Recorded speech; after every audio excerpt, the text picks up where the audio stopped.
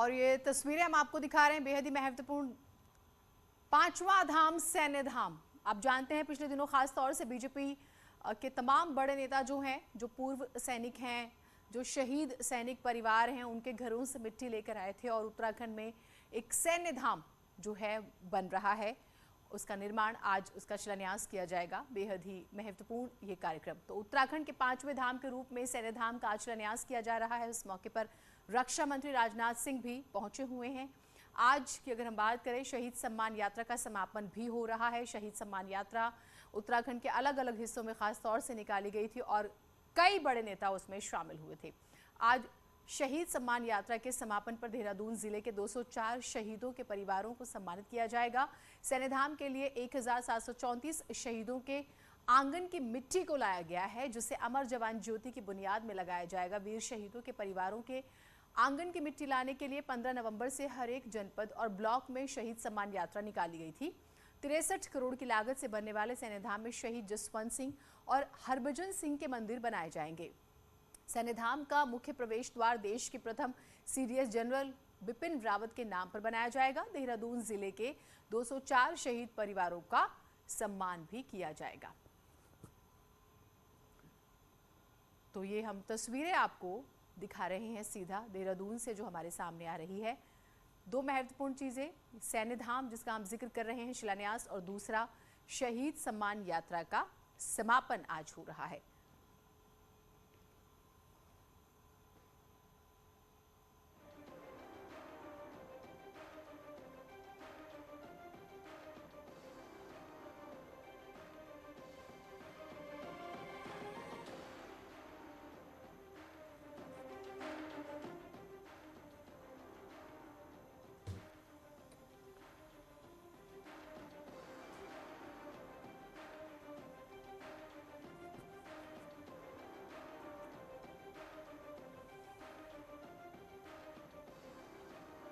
तो देहरादून से सीधी तस्वीरें हम आपको दिखा रहे हैं। उत्तराखंड में पांचवा धाम बनने जा रहा है, सैन्य धाम जिसे नाम दिया गया है।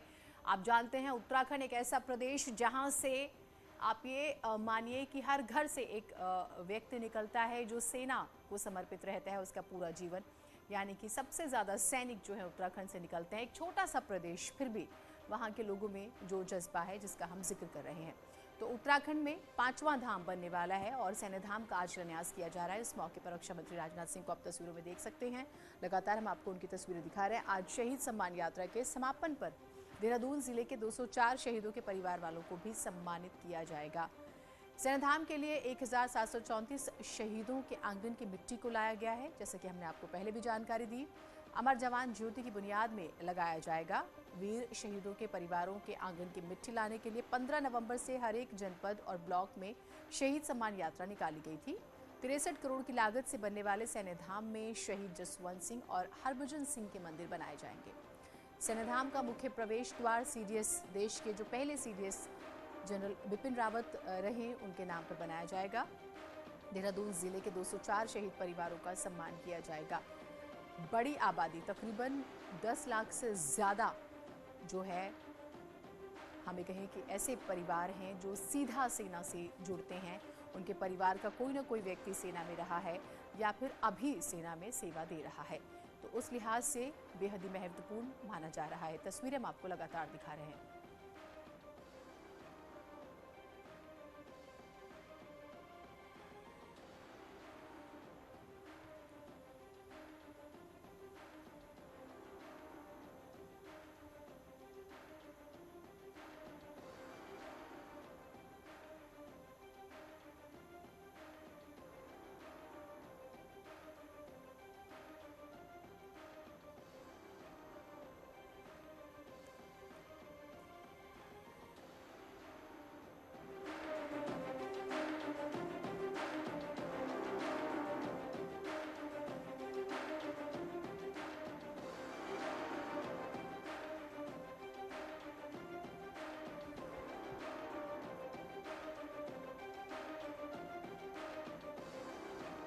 तस्वीरें लगातार हम आपको दिखा रहे हैं।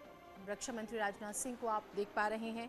सैनिकों की बात करें और उत्तराखंड की बात करें, रिश्ता बेहद ही पुराना। देश की सबसे पुरानी रेजिमेंटों में से एक कुमाऊं रेजिमेंट उत्तराखंड से ही है। ये माना जाता है कि उत्तराखंड के तकरीबन हर परिवार से एक व्यक्ति फौज में ज़रूर होता है, जैसे कि हमने पहले भी जिक्र किया। और यही वजह है कि फिलहाल सेना के तकरीबन 17.5% सैनिक उत्तराखंड से आते हैं। प्रधानमंत्री नरेंद्र मोदी उत्तराखंड आए तो उन्होंने यहाँ एक सैन्य धाम की परिकल्पना की थी। देहरादून के पास सैन्य धाम के लिए ज़मीन भी देख ली गई थी, जो हम आपको लगातार दिखा रहे हैं।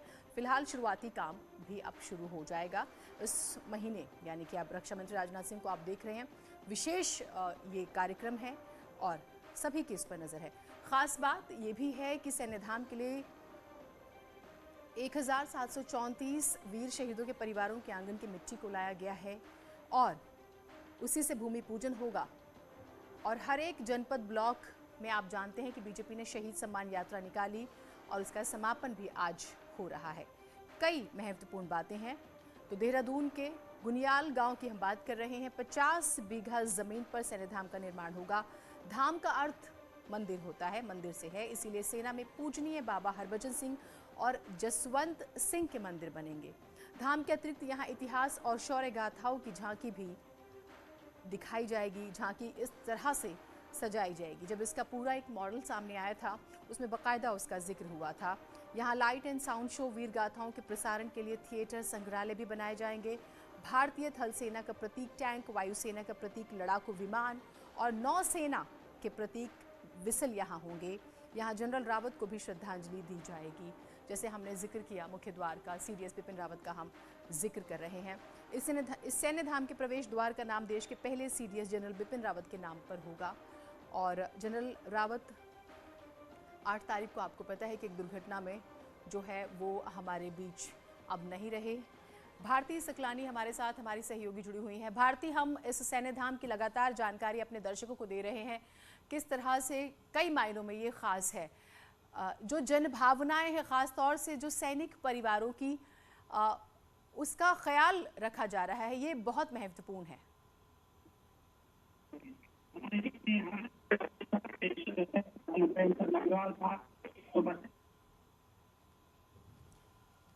चलिए, शायद आवाज़ जो है किसी वजह से ख़राब आ रही है। हम दोबारा से संपर्क की कोशिश करेंगे भारती से। आवाज़ जो है वो साफ़ नहीं आ पा रही थी। 2 साल में सैन्य धाम बनाने का लक्ष्य है और आप जानते हैं सैनिक कल्याण मंत्री गणेश जोशी का साफ तौर पर कहना है कि जो भी उत्तराखंड में धामों की यात्रा करने आएगा वो इस धाम को ज़रूर देखना चाहेगा। ये देश की सेना के शौर्य और गौरवशाली इतिहास को संजोने वाला एक स्थान होगा। वैसे अगर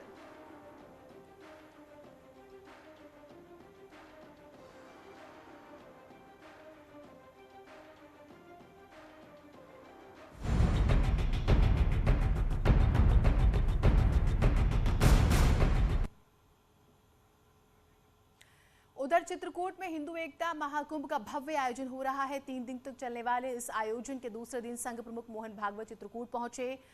करवी रेलवे स्टेशन पर भागवत का भव्य स्वागत किया गया। ये आयोजन 14 दिसंबर से शुरू होकर 16 दिसंबर तक चलेगा। आज दूसरा दिन है। एकता महाकुंभ में हिंदुत्व की रक्षा के लिए 12 मुद्दों पर मंथन किया जाएगा। इस महाकुंभ में देश के कोने कोने से बड़े साधु संत शामिल हो रहे हैं। उम्मीद है कि 12 मुद्दों पर 12 सत्रों को सुनने के लिए देश प्रदेश के करीब 5 लाख हिंदू जुटने वाले हैं। साथ ही कई बॉलीवुड की हस्तियां भी इसमें शामिल हो रही हैं। मुख्य अतिथि के तौर पर संघ प्रमुख मोहन भागवत हैं और महाकुंभ की अध्यक्षता पद्म विभूषण स्वामी राम भद्राचार्य कर रहे हैं।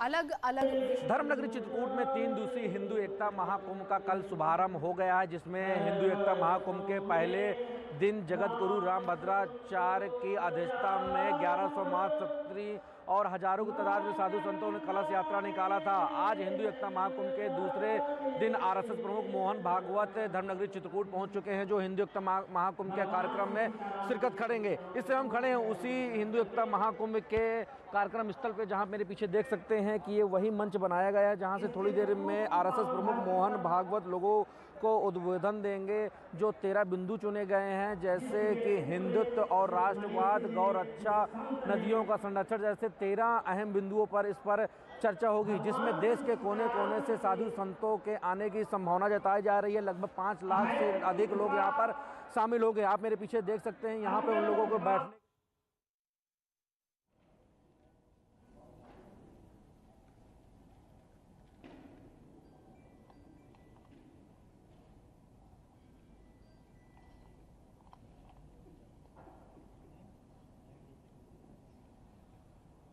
सुझाव आपका, संकल्प हमारा।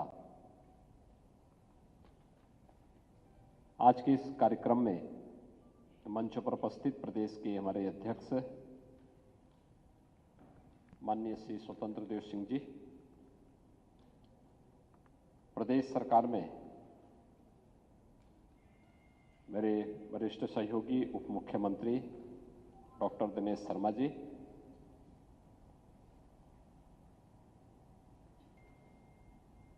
इस पूरे अभियान को 2022 के चुनाव की दिशा से बनने वाले लोक कल्याण संकल्प पत्र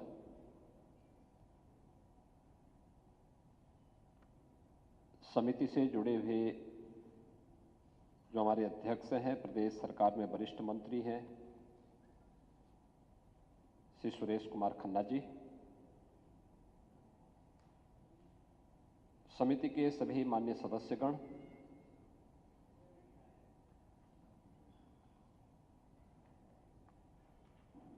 ब्रजलाल जी हैं, श्रीमती रीता बहुगुणा जोशी जी हैं, अतुल गर्ग जी हैं, राजेश वर्मा जी हैं, श्रीमती कांता करदम जी हैं, श्रीमती सीमा द्विवेदी जी, श्री विजयपाल तोमर जी, श्री पुष्कर मिश्रा जी, श्री अरविंद शर्मा जी,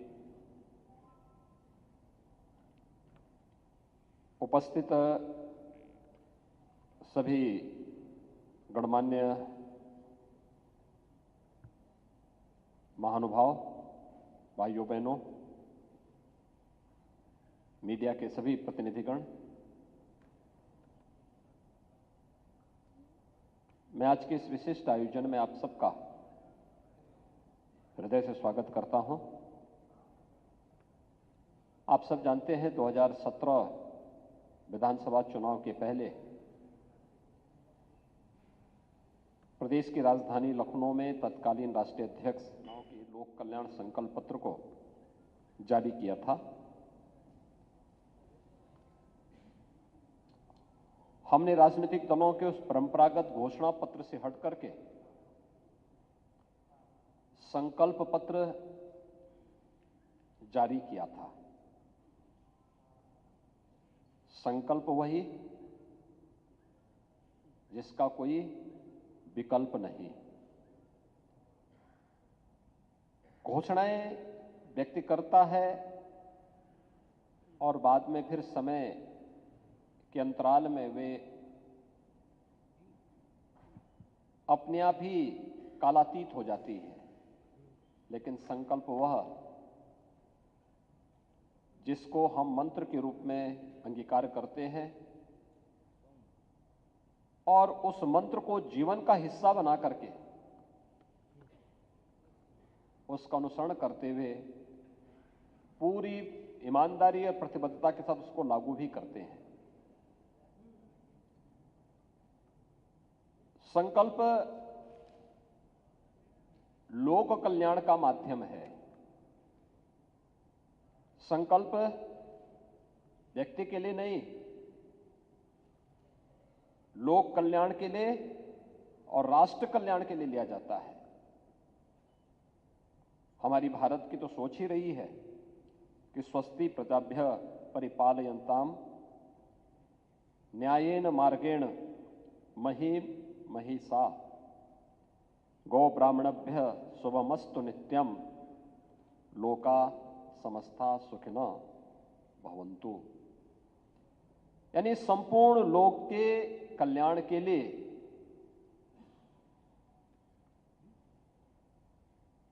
जिस एक पवित्र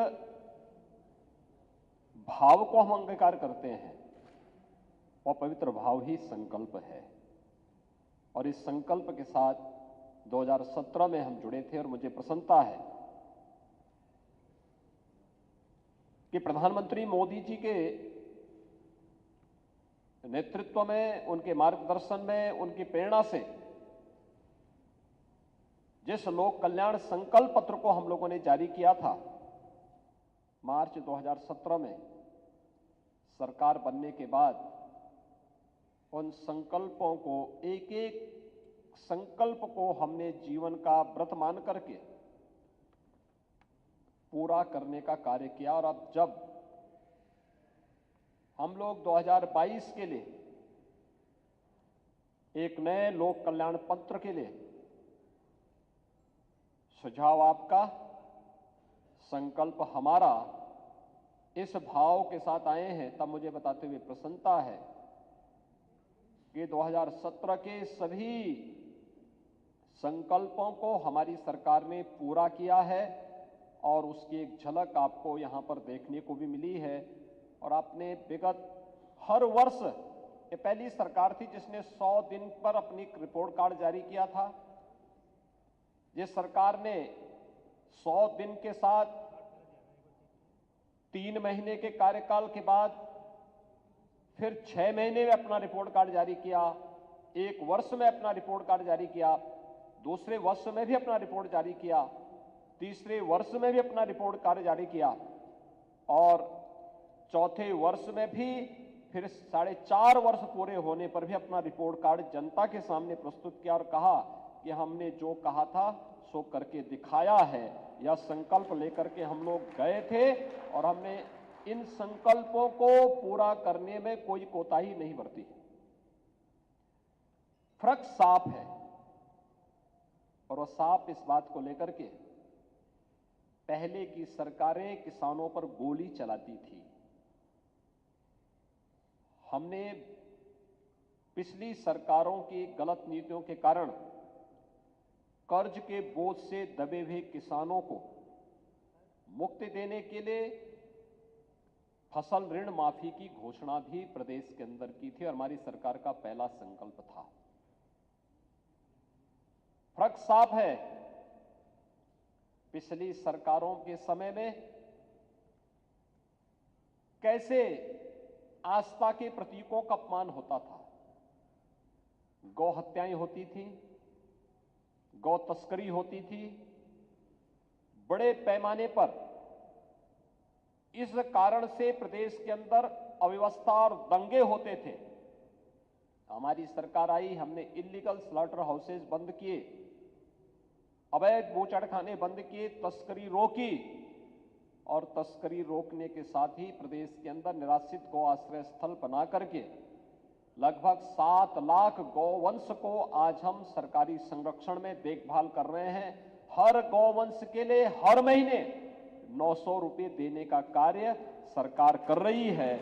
यह संकल्प भी हमारी सरकार ने पूरा किया और प्रदेश को हम लोगों ने इसके कारण फैलने वाली दुर्व्यवस्था से भी बचाया। पिछली सरकार में किसान शोषण का प्रतीक था, अव्यवस्था का प्रतीक था, प्रोक्यूरमेंट की कोई नीति नहीं थी। गन्ना किसानों का 10 वर्षों का गन्ना मूल्य का बकाया बाकी था।